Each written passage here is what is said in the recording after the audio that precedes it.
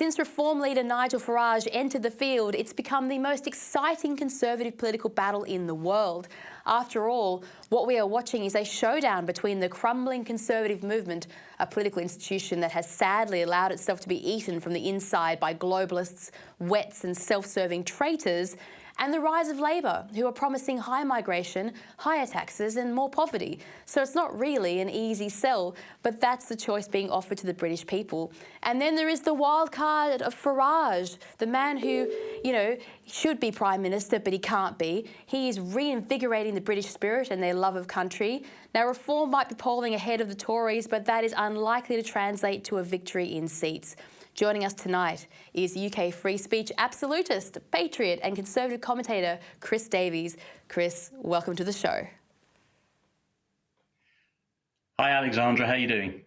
Great, thank you. Look, Chris, the UK election is in full swing and every rock hurled at Farage seems to come back as a lumbering boulder, smashing the glass houses of everybody else. Now, you've drawn some parallels between the Brexit vote and the Reform vote. Is this the same base of people who are trying to save their country for a second time, or was Reform drawing in a new crowd on top of the Brexit voters? So Reform was formed out of the embers of the Brexit Party, which you'll recall stood aside in 2019 to give Boris Johnson his 80-seat majority, which, of course, he's utterly wasted. Arguably, it's fair to say that Farage does cut across both Conservative and Labour voters. There were quite a few Labour voters, particularly in the Red Wall, who crossed via UKIP and the Brexit Party to vote Tory in 2019. They would never vote Tory again. But it's quite conceivable that they may well look to vote for Reform this time around.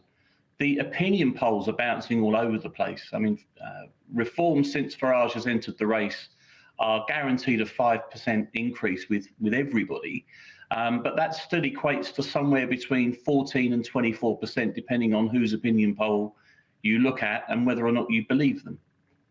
Yes, well, it's really tough because people can obviously see that Nigel Farage and his Reform movement are either on par with or going above the Tories, but they also know that that is not going to translate to seats, and that is a real problem because it looks like you're going to get a Labor leadership whether you like it or not. But I did manage to find something fun that might cheer people up. Have a quick watch of this clip.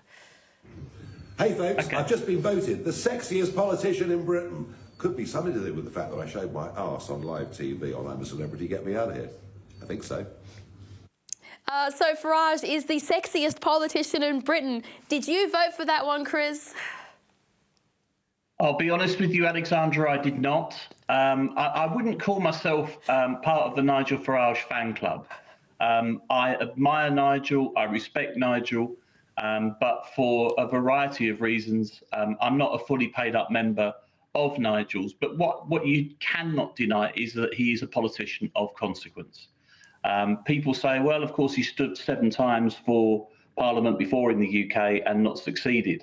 But what they also forget to add is that he won 2 European elections with different parties in the UK, one from scratch in 2019 with a party that wasn't even formed until 6 weeks before the European elections. So having also won the Brexit vote, or certainly been very influential in the Brexit vote, no one can deny that Nigel is not someone who, although he divides opinion, is a politician of consequence. Yes, well, I was actually going to ask you about why you might have changed camps later on, but I'm going to ask you now. You're not one of the Nigel Farage fangirls, or fanboys, I should say. What is it that's tipped you over the line to saying, well, why weren't you on board before? What is it that's made you hesitant about Reform? There's a couple of things, really. Richard Tice was not a particularly charismatic leader. And although we don't have a presidential system, as you know, I didn't really get Richard Tice. I think he is competent, but I don't think he's particularly inspiring. That was the first thing. The second thing is the way Reform is structured as a limited company rather than as being a sort of volunteer-led political party. And, I had to reflect long and hard on having been a Conservative voter for, I'm of a, shall we say, an appreciable age, so 35 years. It does take a little bit of changing of mindset to shift. But the reality is, for the majority of those 35 years, the Conservatives haven't been Conservative. And ultimately, when you look at the reform document, Our Contract with You, which Nigel will not refer to as a manifesto because he equates manifesto as a lie, it has an awful lot in there to compel someone like me, who's socially, fiscally and culturally conservative. I mean, for example, there's a lot of talk about dragging people out of poverty and into greater wealth.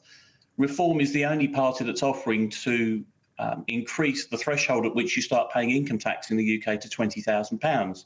It's a very popular move, and it should be trumpeted more loudly. I'm surprised it's not getting more coverage on Nigel's social feeds. But after saying that, hey, he's absolutely smashing it on TikTok and indeed on X. Looking at his posts, all of a sudden it's as though whatever shadow ban he had on him has been lifted.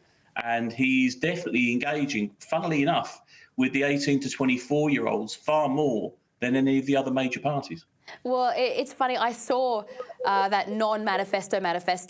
I read through it, and I saw that a very famous UK journalist went through it and tore it to absolute pieces. But the funny thing is, it's basically the same as what Australia has right now. A lot of those policies are currently in place in Australia, and it was very good for Australia. So they're not. It's not like Nigel Farage has reinvented the wheel and put forward something completely crazy. They're normal policies, but a lot of things in the UK, like this inheritance tax, have been with the government for so long. They don't want to give over this revenue-raising exercise without realising that it's one of the things that is holding the UK back from real prosperity, from people having faith in their government.